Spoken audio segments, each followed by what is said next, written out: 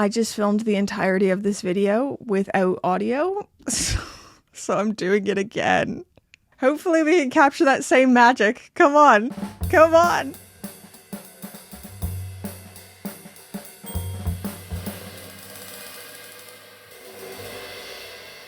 If there's one brand that almost all watch collectors and enthusiasts agree on, it's Seiko, and we love it.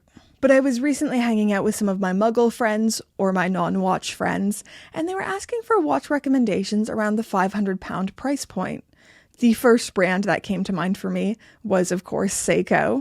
And one of my friends immediately pulled a face, saying, Seiko? Isn't that a cheap watch brand? I'm not going to buy a Seiko. I'm not going to wear a Seiko. So this is my sermon on why everyone loves Seiko, and why you, Mo, should love Seiko, and why you're completely wrong, and I'm going to change your mind. I'd normally call this section value for money, but I decided to tart it up a little bit and call it over-delivering, and I think that is a better description of what Seiko does anyways. I'd define Seiko by the words reliability, accuracy, and affordability. They are the sweet spot of specifications, aesthetics, and price. What you buy versus the product received is unmatched. They have a unique design language that doesn't feel like anything else, workhorse movements, and highly collectible pieces like the rowing blazers, Captain Willard, and one of the greatest movie watches of all time, the Ripley. Let's talk about the movement. So some of the movement specifications don't always sound the best, namely the accuracy. Some of these are regulated and tested to plus 25 minus 15 seconds per day accuracy. My personal Seiko 5 GMT is plus 45 minus 35 seconds a day, which isn't the best in the world of movements, but is certainly about the standard for the price point. And I've scarcely heard of people's watches actually operating to those tolerances. Going back to my Seiko 5 GMT, it has been far closer to plus 5 minus 4 seconds per day. But I'm going to keep monitoring that, and I'll let you know if that changes. One of the first things to know about Seiko watches is that they're never just one thing. They have a broad catalogue of sporty, casual, and dressy watches, and a broad amount of price points and corresponding quality. For something on the sporty and rugged side, I'd recommend a Seiko 5 of some kind. I have the Seiko 5 GMT, which I've already mentioned, so I am, of course, partial to that model, but you can find field watches, like the SR PG35, and more everyday offerings like the SNXS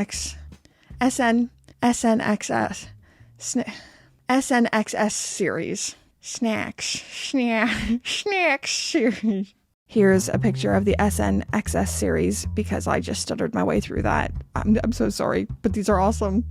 Maybe you don't want something sporty, you're after something a little bit dressier. Maybe something like the Presage Cocktail Time, which will give you a manual winding movement and still has 50 meters of water resistance. Maybe you want something a bit more premium. Mo. I can't spend this whole video bullying Mo. If we go up the price point, closer to £1,000, my personal favourite collection is the Sharp Edge series. And if it was me and my money, I'd be getting the Presage SPB 165 all day, every day. It has that almost Grand Seiko heritage look to it, with a 39mm case diameter, 11mm thickness, 100 meters of water resistance, but using a Seiko movement, so you're not paying Grand Seiko prices.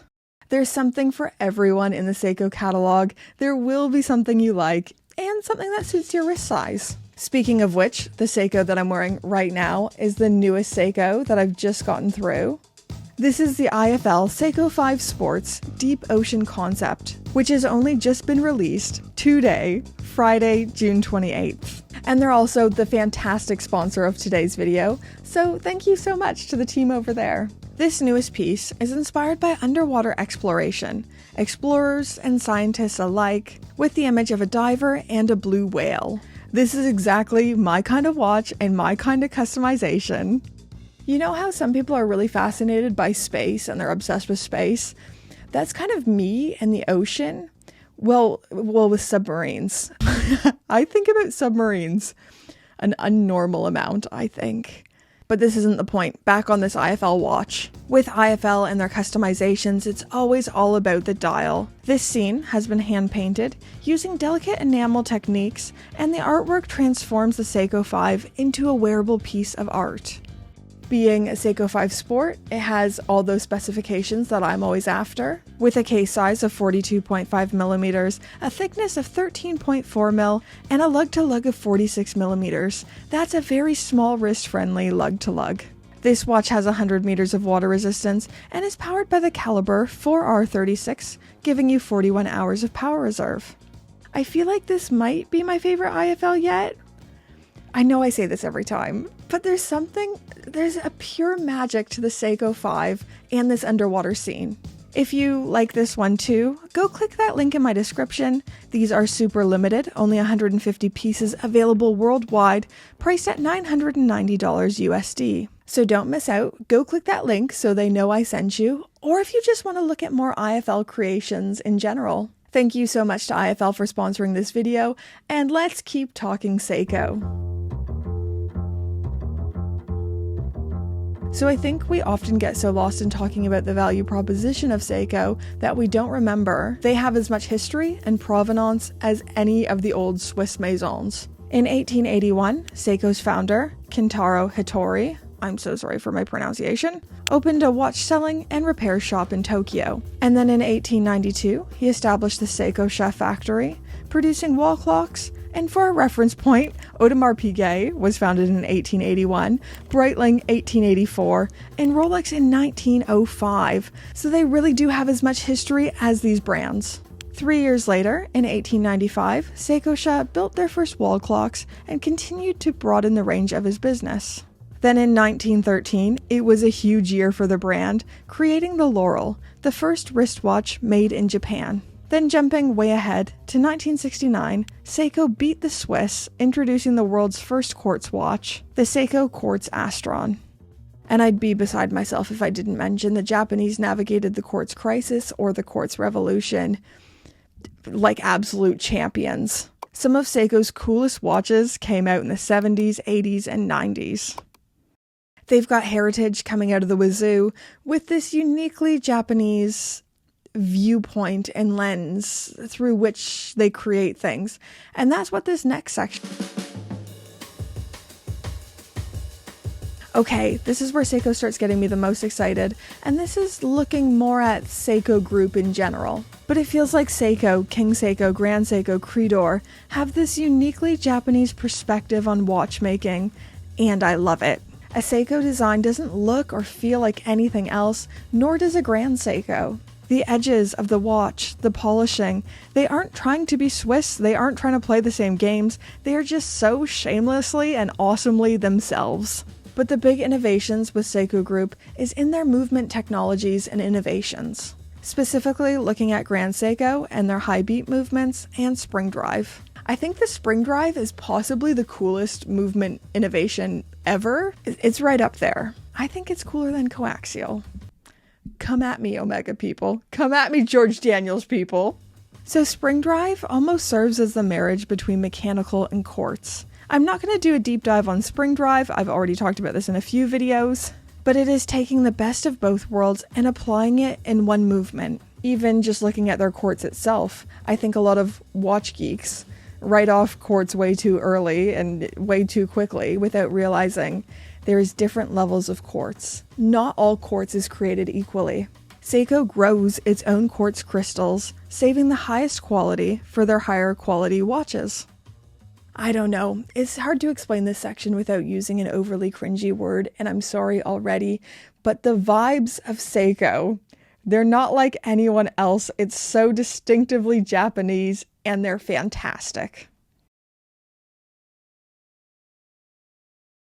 And the last reason why you shouldn't write off Seiko, Mo, is because of their undeniable charm. Mo, I'm so sorry. I actually love your friendship so much. Their charm is found in all of the reasons we've already said, and there's this nostalgic, everyman factor to them. They're like a good quality knit sweater. They might not be designer, but dang it, the quality is great and you just feel at home wearing it.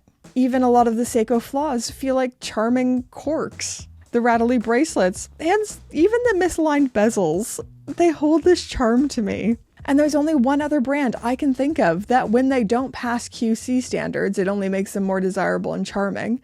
And that's Rolex. This is another one that's hard to explain. How do you explain charm? But the more you own and handle Seikos, the more you fall for these. At least that's what it's done for me. Seiko is just so special, and in my humble opinion, no watch collection is complete without at least one of these. Look at me, the absolute state. I've owned a Seiko for like 2 months now, and now I think I can hold lectures on it. But I really am a believer now. I feel like I'm about to go down a Seiko path that will ultimately be destructive, and I'm gonna love every second of it. Anyways, guys, I'd love to know in those comments down below, why do you love Seiko? Did I miss anything big in here? Let me know. Thank you once again to IFL for sponsoring this video. Don't forget to go click that link, go check out their newest Deep Ocean concept. And now, let's thank the gorgeous, fabulous, wonderful Pope tier patrons. Hello, wonderful names on this screen. Thank you so much to all the fantastic, gorgeous, wonderful Pope tier patrons. Thank you all tier patrons. This video, I've been using the end of the video to do kind of pregnancy updates. This video was really hard to get through. I'm very breathless. I hope it doesn't come out in the videos. Do you guys want to see my giant bump though? Do you want to see where we're at? I'm not sure if you can see because this room is so dark, but oh my gosh, I'm ready to pop. I completely forgot where I was going with this. Thank you so much to all the fabulous names on the screen. Thank you for supporting my channel. I hope you keep enjoying it. Bye guys. Thank you so much.